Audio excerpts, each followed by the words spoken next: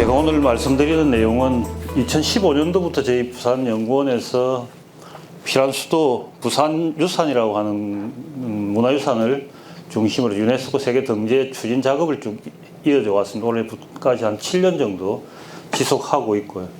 저희도 이게 이만큼까지 끌고 올 수 있을까 할 정도로 놀라고 있는데 계속 끌려오고 있습니다. 세 번의 시장이 바뀌면서도 변하지 않고 계속 지원 아닌 지원이 되고 있고, 최근에 이제 문화재청 때문에 자주 이렇게 대전을 올라오는데 오늘 그 이영로 미술관 맞은편에서 봤을 때 또 문화재청이 보이더라고요. 그 문화재청에 갔을 때마다 받았던 그 구박과 박해가 굉장히 심했습니다. 갈 때마다 말이 다르고요. 이런 걸 왜 하시려고 하시죠까지 했는데 정부가 바뀌니까 올해 들어와서 처음에 만나자고 연락이 왔습니다. 그리고 앞으로 잘해보자 그럽니다. 왜 그런지는 잘 모르겠습니다만 굉장히 호의적으로 지금 얘기를 하고 있습니다. 저희들이 이 내용을 지금 말씀드리는 것은 부산이 가지고 있는 여러 가지 이제 도시의 정체성들이 있었는데, 전쟁이라고 하는 어떻게 보면 한국 사회에서 가장 아픈 기억일 수도 있고 오래된 기억일 수도 있고 공유의 기억인데, 그 기억의 한 시점에 있었던 지역에 남아있는 유산들을 중심으로 해서 그 공유의 기억들을 세계유산에 등재해보고자 했던 노력들이 있었습니다. 그래서 처음에 저희들이 기획을 했을 때는 그냥 연구한다면 안 해줄 것 같아서 유네스코를 팔았습니다. 유네스코 세계유산 등재를 하면 될 것이다 이랬더니 눈이 확 띄인 것 같습니다. 그거 좋네, 그거 좋은 아이템이네. 그렇게 해서 여기까지 왔는데 그 길은 너무나도 멀고 지금도 아직 험난하게 지금 진행이 되고 있음을 좀 말씀을 드리고요. 그런 내용과 아울러 뭐 제가 얼핏 토론문을 봤더니 피란수도 부산이라고 하는 조차 수도라고 하는 표현들과 유산이라고 하는 표현들, 뭐 이제 부산의 어떤 과정들이 또 다른 또 어떤 중심청이 아닌가 하는 얘기를 하는데, 그래서 오늘의 주제 호명이라는 주제 때문에 제가 이것도 좀 유사성이 있을 것 같아서 오늘 신청을 좀 했고요. 피란수도 부산이라고 하는 호명 자체가 지금껏 이어오게 되었던 어떤 과정들이나 배경들, 그리고 우리가 기억해야 될 것들이 무엇인가에 대한 이야기들을 좀 해보고자 합니다. 그래서 앞에 있는 것은 소개일 수도 있고 해서 짧게 얘기를 하고 중간중간에 좀 제가 포인트를 짚어가면서 말씀을 드리겠습니다. 이건 너무나 잘 아시는 걸 겁니다. 유네스코 세계유산이라는 것은 인류의 보편적 가치를 지닌 문화유산이나 자연유산, 두 유산의 특징을 동시에 충족하는 복합유산을 의미를 합니다. 그래서 세계적 인류 공통적 보존의 어떤 가치가 있어야 되고, 그것에 대한 어떤 뭐 정체성의 특성들이 부각되어야만 되고요. 앞서 이제 이익주 교수님 말씀하셨던 비교 연구를 통해서 아주 독특한 점검물로서의 어떤 과정들이 반드시 입증이 돼야 됩니다. 유일하고 또 아주 독특함이 있어야만 입증될 수 있고, 또한 인류의 어떤 공통적 보편적 가치도 또 동시에 지내야 되는 아주 어려운 숙제들을 갖고 있는 것입니다. 한국에서는 지금 15개 유산이 세계유산에 등재가 되어 있고요. 문화유산과 자연유산이 있고, 잠정 목록이라서 이제 후보군이 되겠습니다. 후보군이 13개, 최근에 이제 양주 해암사지를 포함해서 13개가 되어 있고, 여기 보면 이제 피란수도 유산은 지금 현재 조건부 잠정 목록에 들어가 있습니다. 이 조건부를 떼는데 지금 한 6년 정도 걸리고 있습니다. 5, 6년 정도. 그래서 여러 가지의 어떤 이제 이걸 충족시킬 수 있는 이유 때문에 아마 유일하게 조건부라는 게 달려있는 잠정 목록 대상이기도 합니다. 그래서 이 조건부를 떼는 게 이제 저희들은 이제 1차 목표고요.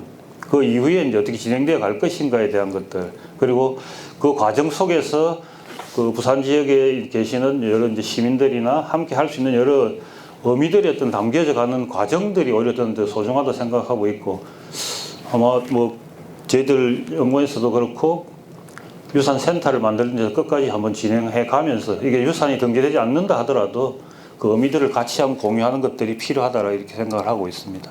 요거는 뭐 유산의 어떤 등재 기준에 따른 세계적인 어떤 유산들의 어떤 기록인데요. 저희들이 이제 비교 유산을 찾아봤던 것들이 여러 가지가 있습니다. 전쟁 유산 속에는 히로시마 원폭 도움도 있고, 뭐 여러 가지 이제 인류의 어떤 아픔이 있는 노예 어떤 그 노예 거래 센터들도 있고, 여러 가지 문명적 증거로서 남아 있는 다양한 형태의 것들이 있습니다.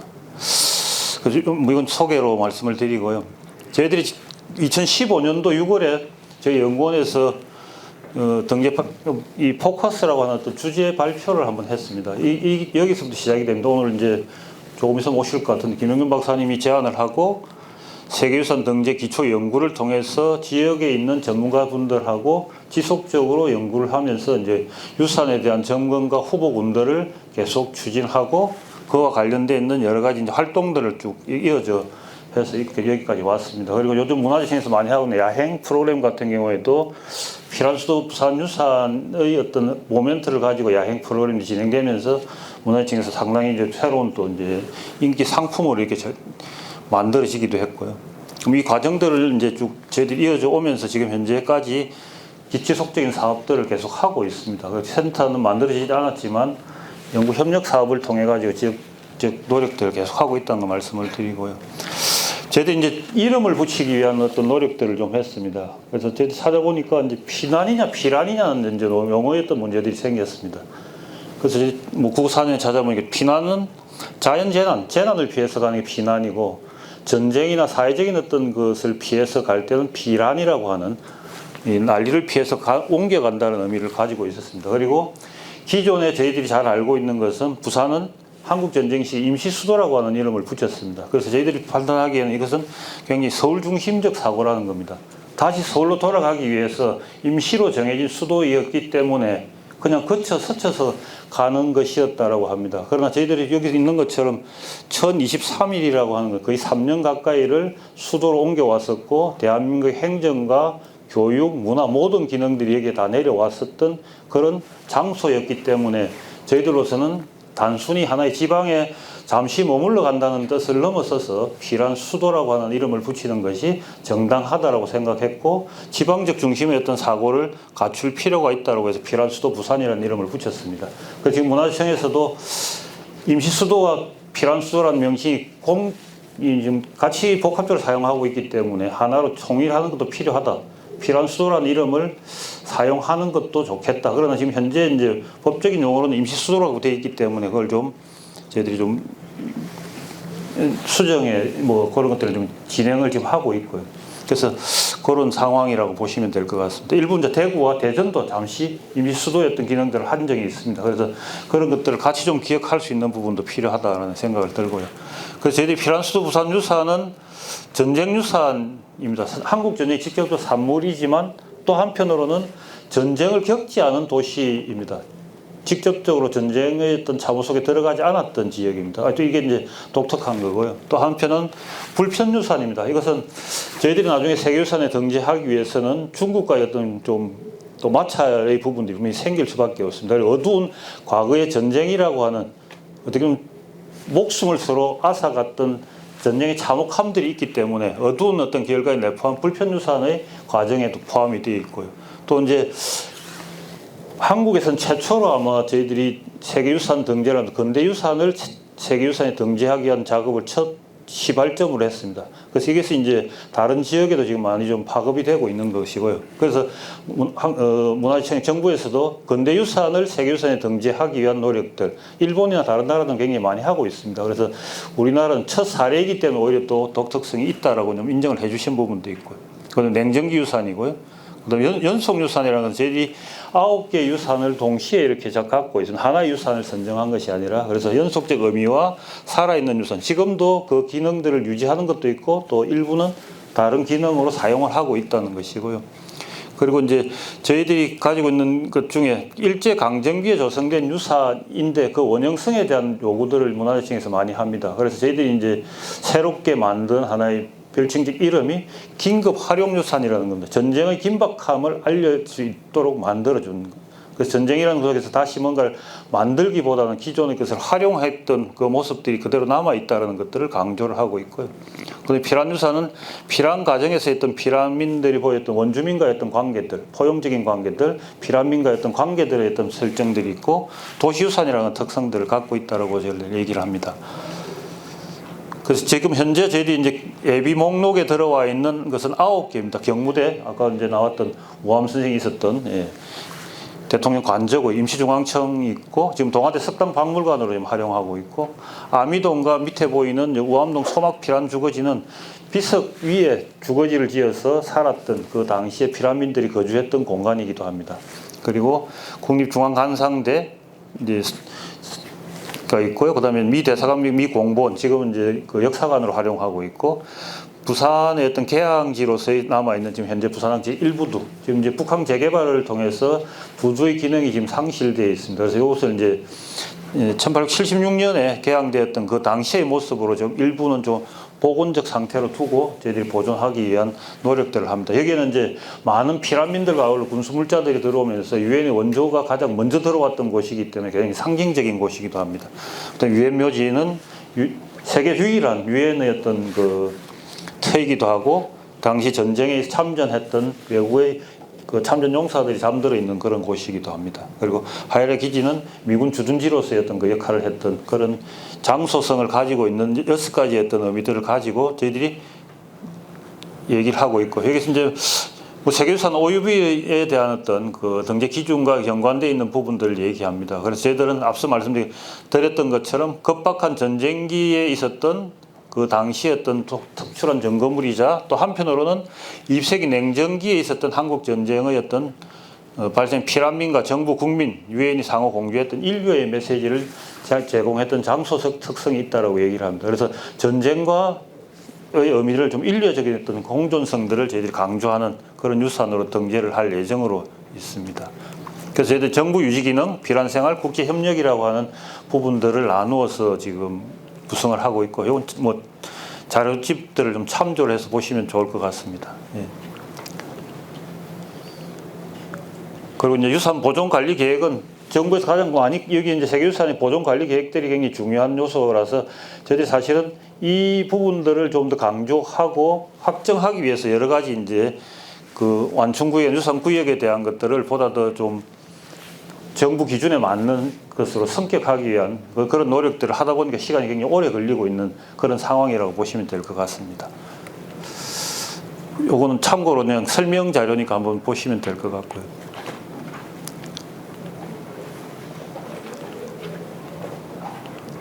그래서 오늘 주제하고 좀 연결시켜서 얘기를 좀 드리면, 앞서 말씀드렸던 것처럼 이제 정책 포커스에서 피란수도 건축 문화 자산에 대한 유네스코 정제 방안을 저희들이 얘기를 했고, 여기에서 이제 국내적인 어떤 배경, 특히 이제 사라져가는 근대유산의 가치를 좀 일단 재발견해보자. 두 번째는 피란수 부산의 장소성 및 정체성을 좀 재조명해보고자 하는 것들. 국제적인 배경은 국제 평화의 어떤 상징성들, 그리고 국제사회의 어떤 인식의 어떤 확산, 그리고 도시 공간적 측면에 있어서는 수도 공간의 어떤 전형성들을 좀 보여줄 수 있는 것들을 구축하고 있다는 것하고, 한편으로는 긴급 활용 자산으로서의 어떤 새로운 성격과 의미들을 제안하고자 했던 것들이 강조가 되고 있습니다. 그래서 저희들이 현재 1000여 개소의 어떤 유산들을 발굴하고 그 속에서 당초 이제 잠정 목록에 저희들이 16개소를 제안했었는데, 문화재청에서의 요구나 이런 것들을 통해서 최종적으로 8개소 유산을 저희들이 선정해서 잠정 목록에 신청했는데, 당시에 이제 피라미드 생활 유산들이 굉장히 부족하다라는 어떤 지적이 있어서 거기에 대한 이제 대응으로서 저희들이 9개 유산을 지금 예비 목록에 포함해서 등재를 지금 추진 중에 있습니다. 그래서 오늘의 어떤 주제하고 좀 연결시켜서 잠깐 뭐 제가 생각을 해봤더니, 유산의 해석의 과정인 것 같습니다. 유산의 어떤 상징화, 즉 이름을 붙여서 부르게 됨으로 인해서 그것이 가지게 되는 새로운 가치나 의미, 그리고 재구조화가 이루어지는 것 같고요. 그것을 통해서 이러한 어떤 이제 등재라든지 또는 제도적인 어떤 기준들을 만들어서 제도화가 되고, 그것을 통해서 보다 더 이것이 가치 공유가 시작되면 이제 정체성이 만들어지고 안정화되어서 지속되는 어떤 과정으로 가지 않겠는가 하는 것 같습니다. 사람의 어떤 일생적 과정하고도 유사하지 않을까 싶습니다. 태어나서 이름을 갖고 그 이름에 맞는 어떤 틀을 갖추어서 호족부에 등록되고 진행되어 오면서 성장해 가는 과정들, 그것이 바로 오늘 얘기하고자 하는 어떤 호명의 과정이 아닌가 싶습니다. 그래서 지역의 어떤 정체성이라고 하는 것 자체가 한편으로는 국가적인 어떤 서사 부여의 어떤 인식 과정과 인식이겠지만, 저희들로서는 지역의 어떤 또 다른 주체적 발견들이 다시 논의가 되어야 될 것 같고요. 한편으로는 가치의 어떤 다원주의적인 어떤 관점이 좀 확산되지 않겠는가. 그래서 다양성의 어떤 관점 속에서 발견될 수 있는 그러한 어떤 논의들과 아울러 지역에 대한 관심의 어떤 고조, 그리고 이제 광역도시로서 내포하고 있는 부산이 가진 중층적 역사적인 어떤 구조들을 다시 한번 더 재해석할 필요가 있다는 생각이 듭니다. 그래서 부산은 보시는 바처럼 과거엔 동네, 그리고 지금 현재 부산이 이루어졌던 부산포라고 되어 있는 작은 포구였습니다. 그래서 동네 지역이 가진 중심의 전 근대적인 어떤 시기, 근대적 개항 도시의 식민지 도시로서의 어떤 성장, 필요한 수도, 산업화 시기의 어떤 중점 기능을 담당했던 60, 70년대 산업화의 어떤 중심지였기도 하고요. 한편으로는 뭐 앞서 이제 60도 있었지만 부마 항쟁과 같은 반독재 저항의 어떤 도시 등등 다양한 주체들의 어떤 기업과 표적들이 다층적으로 구성되어 있는 어떤 청이들을 가진 도시적 구조를 갖고 있습니다. 거기에 저희들이 특징적으로 필요한 수도의 어떤 역사적 과정들을 통해서 국가와의 어떤 소통과 지역적 과정과 중앙의 어떤 과정들을 좀 더 통섭할 수 있는 이런 어떤 형태가 아닌가 저는 생각을 해봅니다. 그래서 그런 의미에서 필요한 수도가 가지는 중요한 의미들이 있다라고 생각이 들고요. 이것은 유산의 어떤 역할 요즘 해석의 확대가 일어나고 있습니다. 특히 이제 유럽 지역 내에서도 90년대 기억의 호황이라고 할 정도로 일어나고 있는 것이고요. 오히려 유산에 대한 능동적 개념의 어떤 정착이나 해석이 확산되고 있는 즉 과정으로도 유산 해석의 어떤 관점들이 대단히 중요해지고 있습니다. 그렇게 본다면 과거에 언제 어떻게 발견되었다라고 하는 한편으로 보면 고고학적인 어떤 측면이 아니라 유산 해석의 새로운 관점으로 좀 바라봐야 되지 않겠는가 하는 겁니다. 그래서 저희들이 주목했던 것도 전쟁의 상흔을 안고 있는 치유의 경험과 기억을 가진 반전, 평화, 공존의 가치를 필요한 수도라는 것과 연결해서 한 번 더 다시 점검해 보는 것도 필요하지 않을까. 새로운 해석적 차원에서 유산을 바라볼 필요가 있다라는 겁니다. 그렇게 한다면은 앞서 우리가 지역학의 어떤 것을 좀 다 학제적 연구라고 표현했던 것처럼 역사, 사회학, 문화지리학, 도시학 등과 연계된 보다 심화된 문화유산의 어떤 해석들이 가능해질 수 있을 것 같습니다. 그래서 그런 의미로서 좀 더 중요성이 있다는 생각이 들고요. 이는 특히 이제 유산의 지역 또는 국가적 내러티브의 어떤 형성의 역할도 담당할 수가 있고 또 한편으로는 외교 수단 및 소프트 파워로서 했던 역할들도 대단히 중요한 그런 가치를 가질 수도 있고 또 한편으로는 개인에 대해서는 또는 그것의 집단적인 어떤 기억 속에서 있었을 경우에는 치유의 과정으로서 충분히 가능할 수 있는 유산 해석의 새로운 측면이 아닌가 그런 생각을 해봅니다. 그래서 여기서 보시는 것처럼 내러티브 형성이나 외교 역할 주체로서 했던 지역과 지방의 역할들도 이런 유산의 해석을 통해서 보다 더 강화될 수도 있다는 생각을 해볼 수 있을 것 같습니다. 그래서 좀 더 확산된다면 근대적 유산의 어떤 해석에서 포용적 유산의 해석으로 좀 확산, 앞서 이제 과정으로서 유산 해석과 유사할 수도 있습니다. 그래서 한 지역의 어떤 복수의 과거의 표상, 유산, 정체성의 창출로 야기되는 다양한 요소들, 공유 가치의 어떤 합의, 갈등의 어떤 해결 이런 것들까지도 좀 포함될 수가 있을 것 같고요. 한편으로 담론 중심의 또는 소외 집단, 개인이 포함되는 주체들도 고려되어야만 될 수 있는 다양한 해석적 과정으로서 유산도 해석되어졌으면 한다는 생각입니다. 그런 의미에서 저희들은 필요한 수도도 피란민과 거주민들 또 피라미드라고 하는 어떻게 보면 밀려 들어온 사람들이겠지만 그들의 어떤 아픔이나 그들의 인식적 구조들을 다시 해석하고 같이 이해할 수 있는 방향으로 나아가는 것들이 더 필요하지 않을까. 그것이 어떻게 보면 도시를 안고 가는 사람들의 삶의 기억과 기억들이 남아있는 것을 이렇게 포괄적으로 이해할 수 있는 과정이 아닌가 그런 생각을 해봅니다. 그래서 뭐 시간이 한 20분 정도밖에 안 돼서 조금 빨리 하겠습니다. 이거는 뭐 저희들 정체성 형성들의 어떤 틀이기 때문에 넘어가겠습니다. 그래서 이런 과정을 통해서 부산이라고 하는 도시가 가지고 있는 특성들을 좀 잠깐 보시면 여기 보시는 바처럼 1945년에 이제 해방이 되고 제주 일본인이 기하하면서 28만 명 정도의 인구가 만들어졌습니다. 49년에 기한 동포가 47만 명, 거의 한 2배 정도로 늡니다. 51년이 한국 전쟁이 발발하면서 84만 명이 됩니다. 거의 40만 명, 배 가까이의 사람들이 유입돼 들어온 겁니다. 이 피란민들입니다.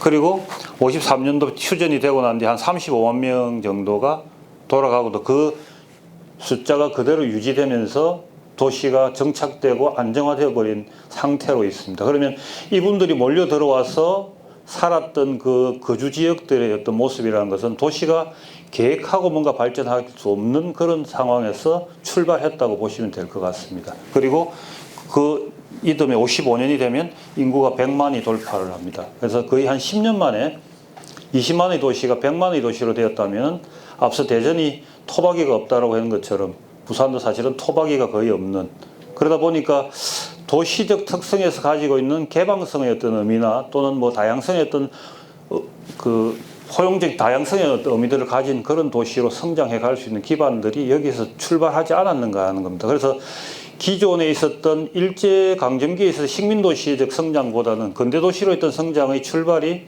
이런 피란 수도의 어떤 출발로부터 시작되지 않았는가라고 하는 그런 이제 정체성의 어떤 의미들도 좀 담고 있습니다.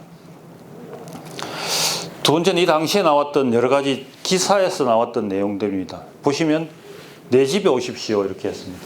당시에 피라민들이 왔으면 내치고 물리칠 수 있는 과정이었을지 몰랐는데 방이 하나밖에 없다 하더라도 온 사람들을 어떻게 내칠 수 없기 때문에 한 방 비워주기 운동을 합니다. 이런 게 이제 기사로 올라오고 피라민들과 섞여 들어갈 수 있는 과정들을 거쳐가고 있었습니다. 이게 이제 포용과 평화의 도시였던 이미지가 부산의 피란 수도에서 보여지는 어떻게 보면 지금 현재 새로운 역사적 해석의 어떤 의미로도 받아들일 수 있는 그런 도시의 정체성들이 드러나는 그런 모습이라고 볼 수 있겠습니다. 마지막으로 이제 평화의 도시적 의미입니다. 앞서 말씀드렸던 것처럼 직접적인 전투가 없이 일어났던 한국 전쟁의 상징적 도시가 부산입니다. 다른 지역에서 전투가 일어났던 지역들보다 오히려 더 상징적으로 많이 기억하고 있는 공간이고요. 전쟁의 소용돌이 속에서도 정치, 경제, 사회, 문화, 교육의 중심지 역할을 했습니다. 앞서 우리 풍류가 여기서 공연도 하고 했지만 국립국악원이 만들어진 것도 부산입니다. 피란 시절에 부산에서 만들어졌고 문화적인 어떤 것이 있습니다. 그리고 53년 한국 전쟁이 끝나자 모든 국가기관들이 서울로 이전해 가면서 부산은 어떻게 보면 좀 공동화된 도시로 이렇게 남아 있을 수밖에 없었던 그런 도시이기도 합니다. 교육도 마찬가지고요. 사회적인 어떤 요소들이나 이런 게 더 많았습니다. 그리고 이제 해외에서 참전했던 유엔 공원에 잠들어 있던 분들을 기념하기 위해서 만든 것이 턴 투어드 부산이라는 겁니다. 11월 11일 전사자 추모식을 엽니다. 이때가 되면 참전 용사들도 오기도 하고요. 저희들은 이때 이제 기념 행사나 여러 가지 이제 의미들을 많이 만드는데요. 그래서 평화의 어떤 그 개최의 어떤 의미로서 유엔 평화 공원과 평화 특구를 지정해서 이 지역들의 의미들을 담고 있습니다. 이런 게 이제 어떻게 보면 피란수 부산이 가지고 있는 역사적인 어떤 의미 속에서의 장소성과 그것이 가지고 있는 이제 이름 붙여짐으로 해서 일어날 수 있는 여러 가지 역사 기억의 현장이고 역사 기억의 어떤 그 과정들이라고 저는 생각을 합니다. 그래서 이런 요소들이 도시의 어떤 새로운 어떤 관점이나 지역적 방향성들을 결정할 수 있는 중요한 요소이기 때문에 저희들이 지역학에 있어서도 좀 더 이런 고민들, 이런 함께 할 수 있는 이런 고민들을 좀 더 많이 할 수 있고 지역의 어떤 자산들을 활용한다는 것들을 넘어서서 좀 기억의 공유와 자산의 활용이라고 하는 부분들이 같이 좀 이루어질 수 있는 그런 도시로 나아갔으면 좋겠다는 것을 말씀을 드리면서 제 발표는 이것으로 마치도록 하겠습니다. 고맙습니다.